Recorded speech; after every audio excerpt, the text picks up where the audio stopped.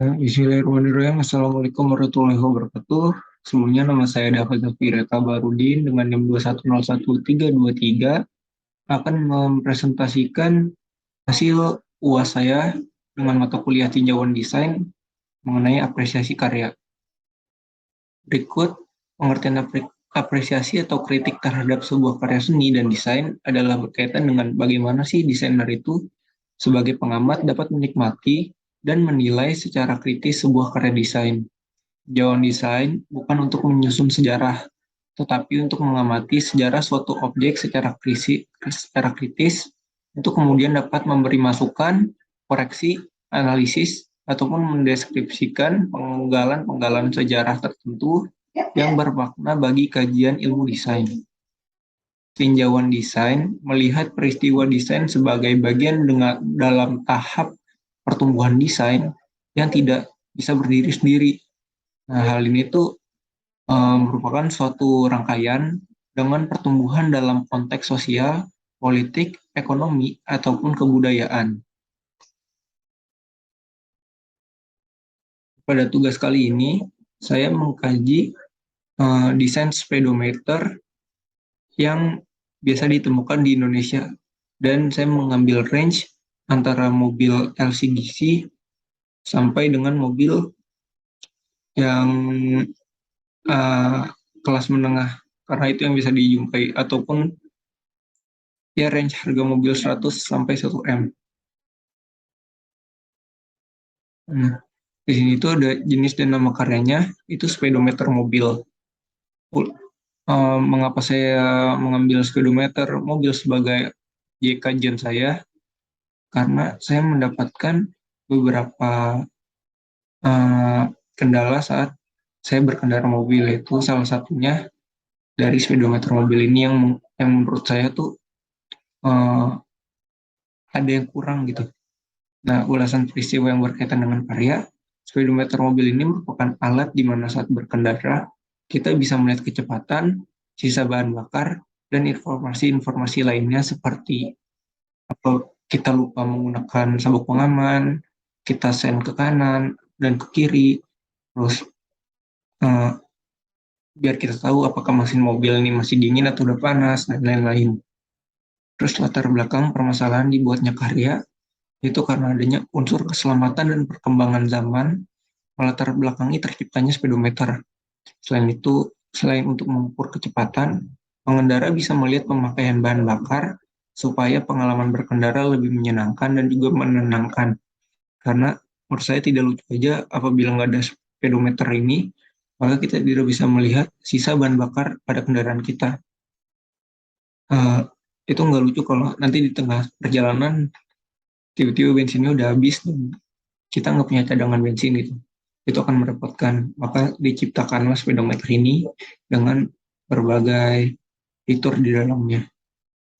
Tujuan pembuatan karya untuk memberikan pengalaman berkendara yang aman dan nyaman seperti yang tadi telah saya jelaskan. Target audiens atau khalayak sasaran.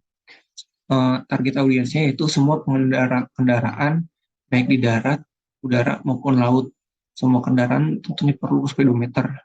Ya untuk uh, melihat kecepatan, mengukur sisa bahan bakar dan lain-lain.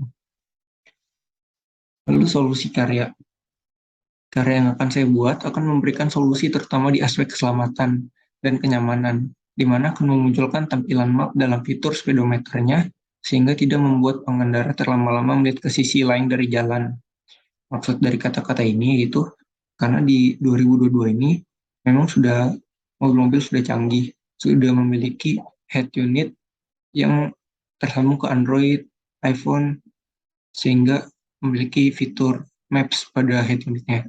Tapi tetap saja apabila Maps ditaruh di head unit, menurut saya itu cukup membahayakan karena pengemudi akan melihat ke sebelah kiri untuk mengecek map.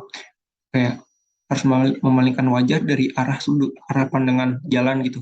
Sedangkan kalau di speedometer itu hanya perlu melirik sedikit ke bawah. Terdapat 3 unsur tinjauan atau kritik karya. Ya, itu terbagi menjadi formalistik, ekspresifistik, instrumentalistik. Nah, Formalistik dulu, di Indonesia sendiri, fitur-fitur yang disisipkan pada speedometer rata-rata memiliki kesamaan. Hanya sedikit fitur yang membedakan antara mobil LCGC dengan mobil mewah. Nah, fitur-fitur itu juga bisa didapatkan di mobil yang benar-benar mewah gitu. Yang kalau saya cek di pasarannya seperti OLX dan juga akun-akun penjual jual beli mobil lainnya, itu yang di atas 1,5 M ke atas baru memiliki fitur-fitur lebih gitu. Kemudian eh, speedometer terbagi menjadi dua jenis. Ada yang memiliki bentuk analog dan juga digital. Keduanya memiliki fungsi yang sama. Untuk kendaraan keluaran terbaru biasanya menggunakan digital. Biasanya terbagi menjadi 2 sampai 4 bagian, yaitu pengukur kecepatan, pengukur sisa bahan bakar, informasi perjalanan kendaraan yang berisikan odometer dan lain-lain. Odometer itu maksudnya udah berapa kilometer mobil ini dipakai berjalan gitu. Lalu ikon-ikon tambahan seperti lampu sen, lampu jauh, kondisi mesin yang dingin, dan juga lainnya. Nah, instrumentalistik, setiap fitur di speedometer tentunya memiliki fungsi masing-masing. Di antaranya itu membuat pengendara dapat mengukur kecepatannya. Selayaknya di jalan tol yang memiliki aturan batas minimum dan maksimum kecepatan, dan masih banyak fungsi lainnya. Kita tahu kalau di tol itu minimal minimum speednya 60 km per jam sampai 80 km per jam. Jadi dengan adanya speedometer ini bisa membantu pengemudi untuk mengukur supaya stabil kecepatannya.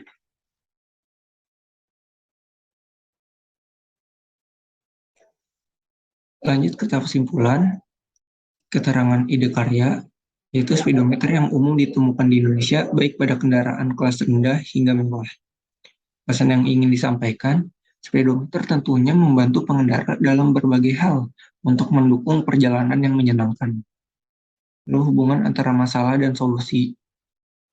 Perlunya seorang pengemudi memperhatikan laju kendaraan dan sisa bahan bakar supaya tidak terjadi hal yang tidak diinginkan saat melakukan suatu perjalanan baik dekat maupun jauh. Memberikan pengalaman berkendara yang lebih aman sehingga mengurangi angka kecelakaan akibat melihat head unit maupun smartphone. Hal ini tentunya sering terjadi di Indonesia, di mana terjadi kecelakaan karena terlalu lama mengalingkan pandangan ke arah jalan. Selain itu juga memudahkan pengendara karena tidak harus berhenti sejenak untuk melihat maps. Di sini saya melampirkan artikel-artikel mengenai kecelakaan akibat melihat smartphone. Nah, problem solvingnya disisipkan fitur Maps and GPS pada speedometer. Jadi, yang tadi saya bilang, hal ini akan mempersingkat waktu memalingkan pandangan dari jalan. Jadi hanya sekedar ngelirik ke bawah dikit itu udah bisa melihat GPS-nya. Opini atau pendapat tentang karya tersebut. Menurut saya, solusi yang diberikan dari penambahan fitur Maps dan GPS pada speedometer lebih efisien dibandingkan head unit yang sudah terinstall Maps. Hal tersebut dikarenakan pengemudi masih harus memalingkan kepala ke arah head unit untuk melihat maps. Sedangkan apabila di speedometer, pengemudi hanya perlu melirik ke bawah sedikit. Setelah itu bisa fokus melihat ke jalan lagi. Mengapa tidak menggunakan voice assistant? Menurut pengalaman pribadi saya, suara tidak selamanya membantu. Karena di suatu waktu yang tidak bisa kita perkirakan, device kita itu akan kehilangan sinyal dan tentunya suara tidak akan keluar dari device kita. Jadi kalau ada bentuknya dalam visualnya gambar, itu kita masih bisa memantau walaupun jaringannya sedang lost connection gitu. Kemudian konsep rekomendasi karya. Jenis karya yang saya rekomendasikan yaitu speedometer yang dilengkapi dengan fitur Maps dan GPS tadi, sehingga tidak mengganggu penglihatan pengemudi. Pesan yang ingin disampaikan, itu dengan adanya fitur Maps dan GPS yang ditempatkan di speedometer, maka hal ini akan lebih aman dan nyaman bagi pengemudi untuk berkendara secara tidak harus memalingkan wajah ke arah head unit atau bahkan ke smartphone untuk melihat map. Tone and manner. Rasa yang ingin disampaikan tentunya memberikan rasa nyaman dan aman dilihat dari banyaknya kecelakaan akibat melihat smartphone ataupun media map lainnya. Sehingga dengan adanya ide ini, maka pengemudi tidak terlalu cemas hingga memilih untuk melimpir ke sisi jalan yang akan memakan waktu. Selain memakan waktu, tidak selamanya pengemudi bisa melimpir dengan alasan macet dan berbagai hal. Jadi kita tahu juga kondisi jalan di Indonesia tuh cukup padat ya. Jadi eh, nggak di semua waktu tuh kita bisa minggir dulu untuk melihat map gitu. Jadi kita kayak harus tetap berjalan supaya tidak membuat kemacetan di daerah tersebut. Nah, ide visualnya, desain speedometer mobil dengan 4 bagian utama, yaitu di sisi kiri merupakan maps, lalu pengukur kecepatan, pengukur torsi, dan yang terakhir pengukur sisa bahan bakar di sebelah kanan. Di tengah-tengah akan tergambar kondisi jalanan di depan mobil, disertai dengan odometer di bawahnya. Nah, kondisi jalanan di maksud ini karena di bagian bumper depan tuh akan ditaruh sebuah sensor yang apabila misal ada lubang atau tanjakan itu akan terlihat di speedometer gitu. Warna yang digunakan berlatar belakang hitam ataupun warna gelap lainnya, dan setiap elemennya diberi warna-warna terang dengan efek glowing. Warnanya pun beragam tergantung dengan mode pengendarainya.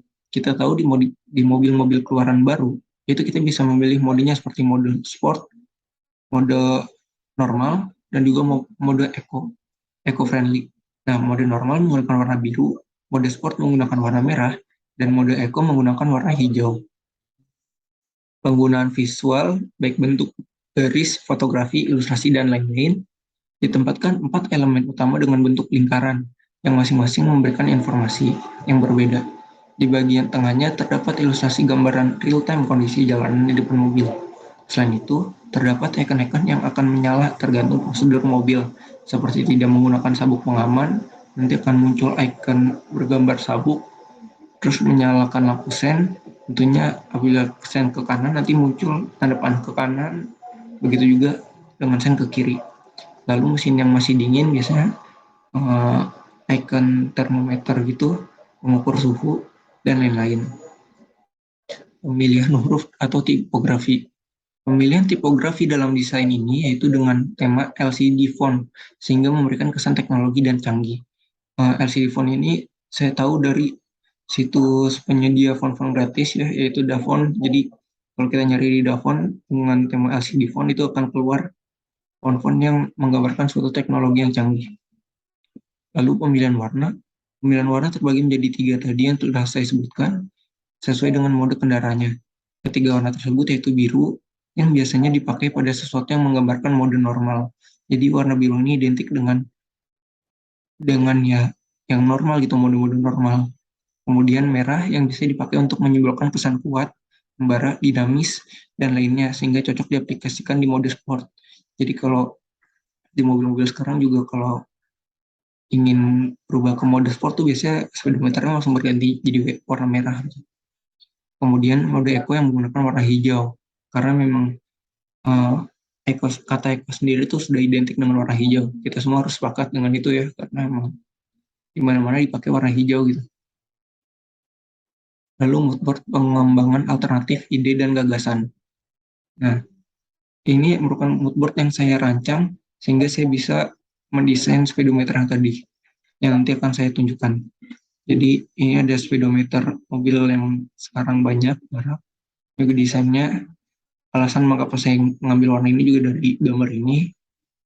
Ini penempatannya memiliki 4 buah lingkaran dan tengahnya itu kondisi mobilnya.